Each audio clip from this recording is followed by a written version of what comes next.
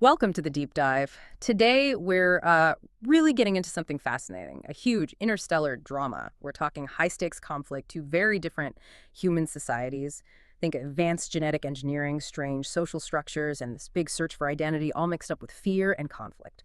Our main source for this is a document called Infiltrator Thompson.pdf.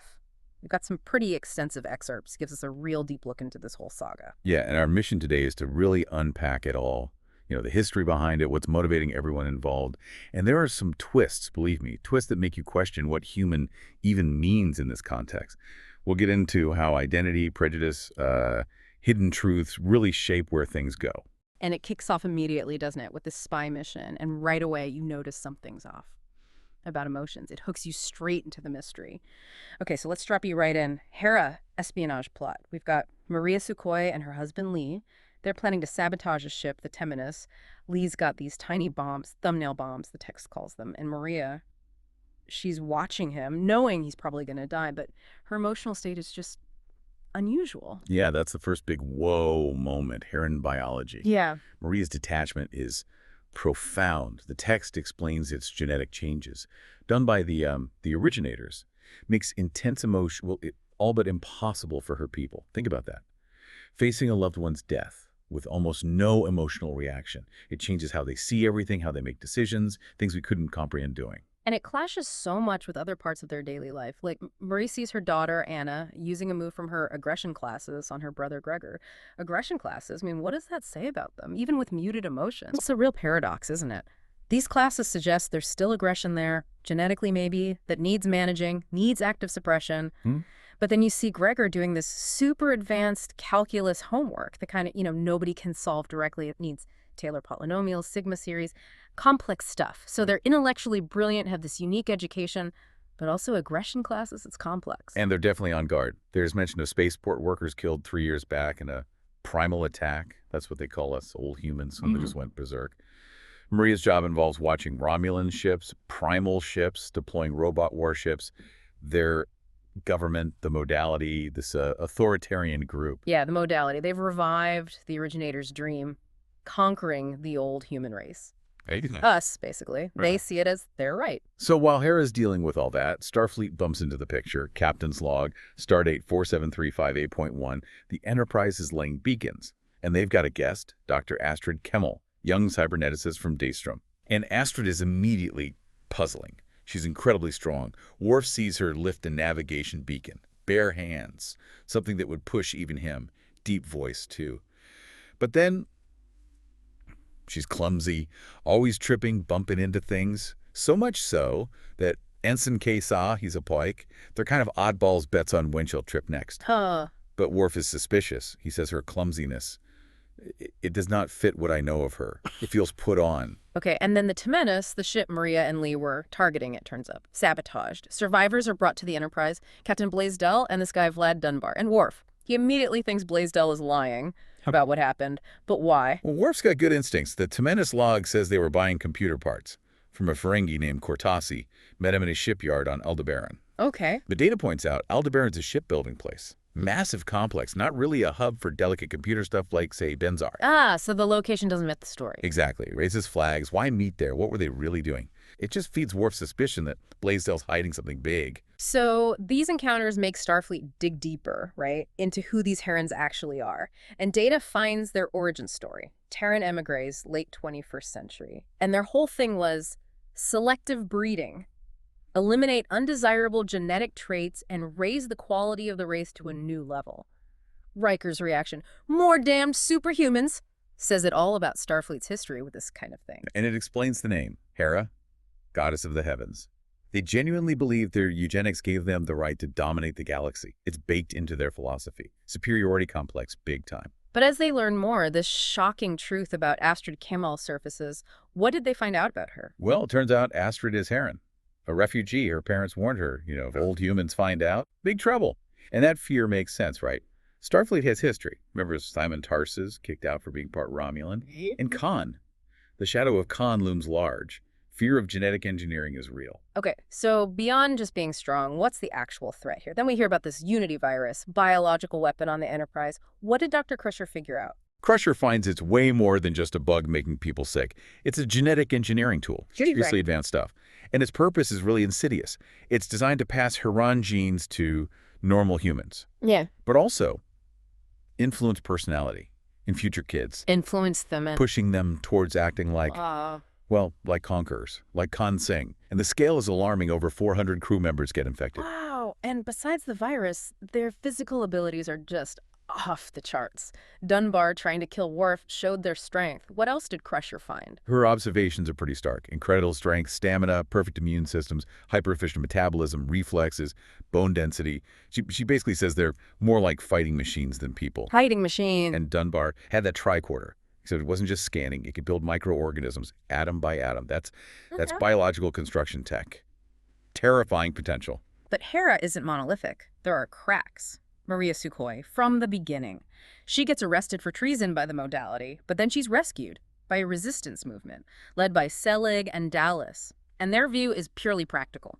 One planet against the galaxy is suicide. And that really shows the philosophical split on Hera. You've got the modality driving for manifest destiny, conquest at all costs. But the resistance, they think it's fundamentally wrong. Not just stupid, but wrong. They feel a moral obligation to stop the modality, even defying their own government. It's principles versus doctrine. Meanwhile, back on the Enterprise, how people see Astrid starts to change. Counseling, interactions, what happens there? Deanna Troi's sessions are really key. Troi figures out the clumsiness. It's not real. It's protective coloration. Something Astrid learned as a kid to seem harmless, to even things out. To hide her abilities. Exactly. And what's more telling is Astrid feels intense guilt. Even killing Dunbar in self-defense weighs heavily on her. Plus this deep need to belong. None of that fits the weapon profile. And Crusher finds high serotonin levels in Herans, which links to self-assurance, but also a lack of aggression. The biology itself contradicts the stereotype. And then there's that Tribble incident, the practical joke on Worf. Turns out it actually helps Astrid. Yeah, kind of funny how that worked out. Geordi finds similar computer hacks happened before Astrid even boarded the Enterprise. So it wasn't her? Nope. Exonerates her completely and deepens the mystery who was tampering. But it really underscores how prejudice was clouding things. Starfleet saw genetically engineered, assumed the worst about Astrid. The Tribble prank kind of accidentally forced them to look again. Things escalate fast after that. Hera attacks Deep Space 7 other ships, then declares war. Admiral Trask, intelligence guy, he's all for hitting back hard, calls them monsters. But Zerkalo, Astrid's home planet, steps in to protect her, even threatens Trask. Yeah, you see the contrast clearly. Trask sees monsters, echoing those old fears. But Picard, he wants diplomacy. He knows just crushing them won't solve the underlying problem. You have to understand the why. So Picard sends an away team to Hera to negotiate with the head of the modality, Carlos Ulyanov. And Ulyanov is arrogant. Quotes, Milton blames old human hatred for Heran deaths, flat out refuses to trust the Federation. Seems like a dead end. But this is where everything changes. The Heran resistance, they find something huge. The classified originator file, the holo recording, of the originators themselves, Ivan McGinty, Jana Olsen, Khan Saba. But they look sick, frail. The eugenics clearly took a toll on them. And the file reveals the big secret. The biggest secret. The originators dying from their own experiments secretly changed everything. They modified the Unity virus, yes, but more. They altered the Heran genetic design itself. Their final design aimed to Herans with less aggression, less xenophobia, more guilt, more self-confidence. Wait, less aggression, more guilt. Exactly. They engineered them to be less like weapons, more inclined towards peace, more likely to like the very people they were supposed to conquer. Wow. That's sabotage by their own creator. A profound, subtle sabotage. It flips everything. The Herans aren't naturally warlike at all. Those aggression classes. They're for controlling residual aggression, not building it up. The tragic irony is staggering. The modality is fighting a war based on a complete misunderstanding of who they fundamentally are, thanks to this secret change. They were designed for peace, pushed into conflict. So how does this revelation change the negotiations? Riker tells Ulyanov, right? He does. And it hits hard. Ulyanov agrees to surrender. But he adds this chilling line. that Herans won't stay surrendered because of their intellectual hate. Intellectual hate, what does that mean? It's fascinating, isn't it? It's not hot-blooded anger. Their genetics suppress that.